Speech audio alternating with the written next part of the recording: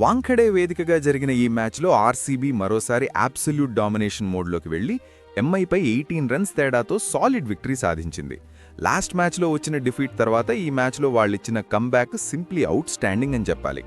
మరోవైపు ముంబై ఇండియన్స్ మాత్రం struggle mode continue చేస్తూ వరుసగా మూడో డిఫీట్ నమోదు చేసుకుంది. So let's break it down.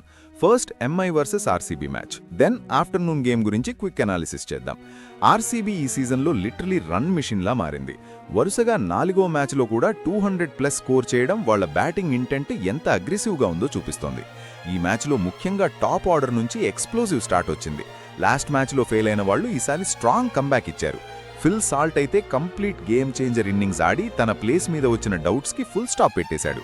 Virat Kohli కాస్త స్ట్రగుల్ అయినా ఫీవర్ కారణంగా రిపోర్ట్లున్నాయి.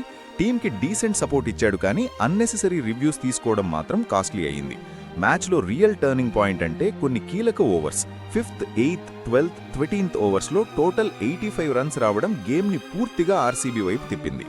ముఖ్యంగా రజత్ పటిదార్ ఇన్నింగ్స్ అయితే match winning master class.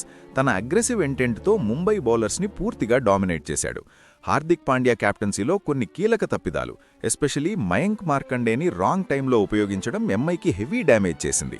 Death ఓవర్స్లో Tim David ఇచ్చిన ఫినిషింగ్ టచ్ కూడా చాలా క్రూషియల్ అయింది. లేకపోతే స్కోర్ 220 దగ్గరే ఆగిపోయేది. బౌలింగ్లో జస్ప్రీత్ బూమ్రా డీసెంట్గా బౌల్ చేసినా సపోర్ట్ లేకపోవడం ఎంఐకి బిగ్ ప్రాబ్లం అయింది. చేజింగ్లో ఎంఐ ఎప్పుడూ గేమ్లో ఉన్నట్టు అనిపించలేదు. పవర్ ప్లేలో 62 రన్స్ వచ్చినా రిక్వైర్డ్ రేట్కి సరిపోలేదు. రోహిత్ శర్మ ఇంజరీ కూడా ఇంపాక్ట్ చూపించింది. సూర్యకుమార్ యాదవ్ మరోసారి ఫెయిల్ అవ్వడం మిడిల్ ఆర్డర్ కొలాప్స్కి కారణమైంది. ఆర్సీబీ బౌలింగ్లో కృణాల్ పాండ్యా మరియు సుయేష్ శర్మ మిడిల్ ఓవర్స్లో గేమ్ని పూర్తిగా కంట్రోల్ చేశారు. This is where match slipped away from MI. ఓవరాల్గా చూస్తే ఈ మ్యాచ్లో క్లియర్ డిఫరెన్స్ పటిదార్ ఇన్నింగ్సే. ఇక ఆఫ్టర్నూన్ గేమ్లో Gujarat Titans versus Lucknow Super Giants మ్యాచ్లో జీటీ స్మార్ట్ క్రికెట్ ఆడి కంఫర్టబుల్ విన్ సాధించింది. ఎల్ఎస్జీ బ్యాటింగ్లో ల్యాక్ ఆఫ్ గేమ్ అవేర్నెస్ స్పష్టంగా కనిపించింది. పార్ట్నర్షిప్స్ లేకపోవడం వాళ్ల డౌన్ఫాల్కి కారణమైంది.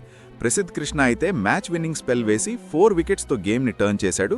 సిరాజ్ కూడా పవర్ ప్లేలో టైట్ బౌలింగ్తో ప్రెషర్ క్రియేట్ చేశాడు. చేజింగ్లో Shubman Gill and Jos Buttler smart పార్ట్నర్షిప్తో గేమ్ని ఈజీగా